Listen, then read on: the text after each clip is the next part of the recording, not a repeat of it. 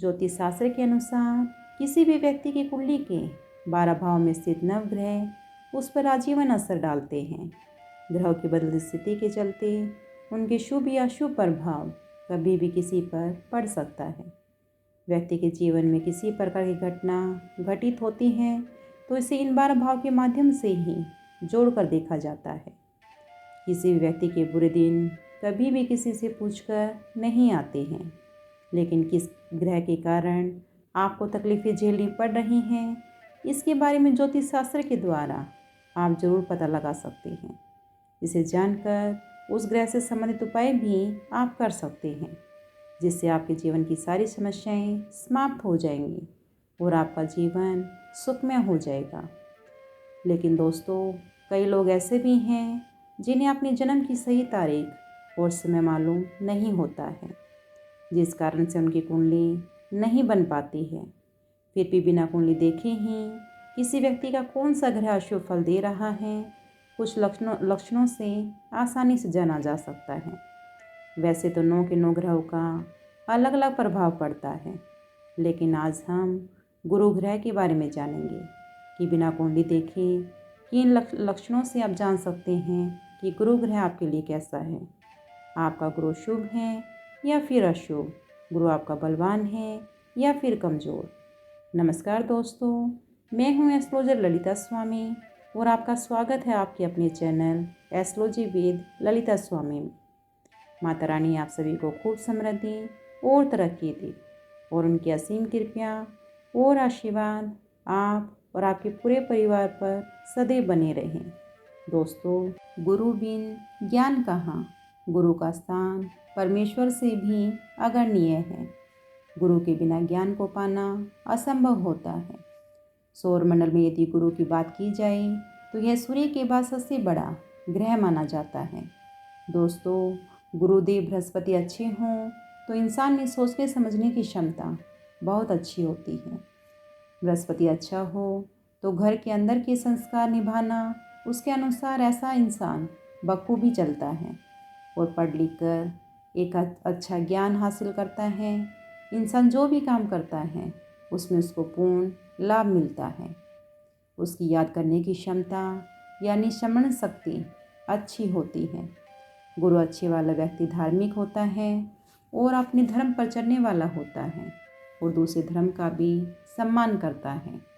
इसके शुभ होने की निशानी आप यह भी जान सकते हैं कि यदि आपके दादाजी जीवित हैं और उनका पूर्ण सुख आपको मिला है तो समझिए कि आपका बृहस्पति शुभ है। बृहस्पति शुभ वाले व्यक्ति को अपने बाप दादा से मिली संपत्ति का लाभ भी अवश्य मिलता है। दोस्तों, बृहस्पति संतान का कारक भी है। ऐसे इंसान को संतान का सुख भी अच्छा मिलता है। और इसी के साथ ही दोस्तों, महिलाओं के जीवन में विवाह की संपूर्ण जिम्मेदारी बृहस्पति से ही तय होती है, जबकि पुरुषों के लिए शुक्र ग्रह को देखा जाता है।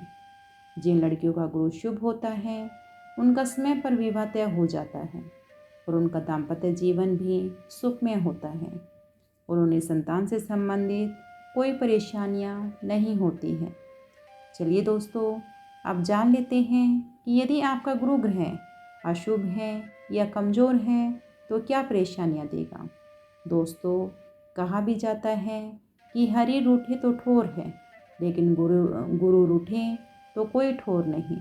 दोस्तों, सबसे पहले तो गुरु अशुभ होने पर दादा के सुखों से वंचित कर देता है, यानी कि या तो दादाजी होंगे नहीं या होंगे तो उनसे कोई सुख प्राप्त नहीं होगा।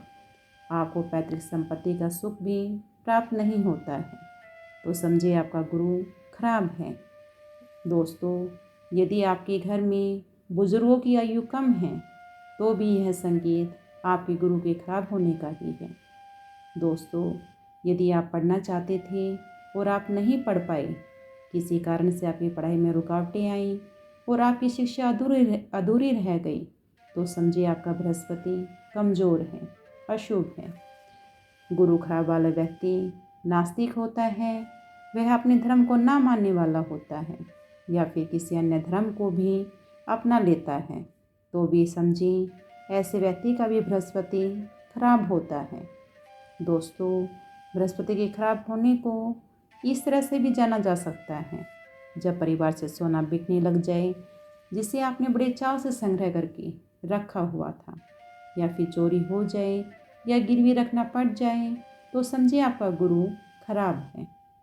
जिस समाज में आपका मान सम्मान था और वही अब आप उसके बारे में गलत गलत अफवाहें फैलने लगे, तो यह गुरु की स्थिति कमज़ोर होने के कारण ही होता है। अपने से बड़े और बुजुर्गों का सम्मान नहीं करना, संस्कारहीन होना, यह सब भी खराब बृहस्पति की वजह से ही होता है। बृहस्पति के अशुभ होने पर कन्या के विवाह में तीव्रता आती हैं, और यदि विवाह हो भी जाए तो आगे दाम्पत्य जीवन में अनेकों परेशानियों का सामना करना पड़ता है। बृहस्पति संतान का कारक ग्रह भी माना जाता है।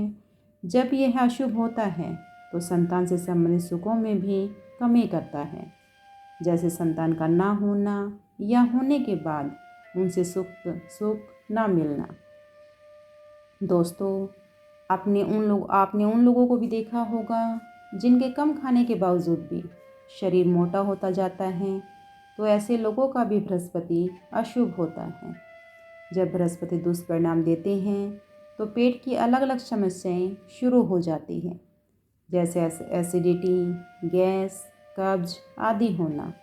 व्यक्ति को पाचन तंत्र में खराबी, पीलिया, लीवर और थायराइड की बीमारी का होना, ये सब भी अशुभ गुरु के कारण ही होता है।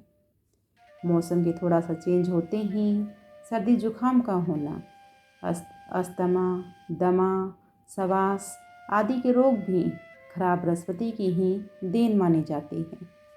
सिर पर चोटी के स्थान से बालों का उड़ जाना, तो समझो आपका बृहस्पति खराब है।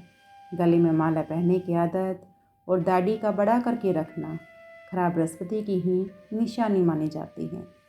दोस्तों, यदि आपके जीवन में इन परेशानियों से संबंधित कोई भी लक्षण दिखाई देते हैं, तो आप समझ लीजिए कि आपका गुरु ग्रह खराब अवस्था में है और आपको गुरु ग्रह को ठीक करने के लिए उपाय करने चाहिए।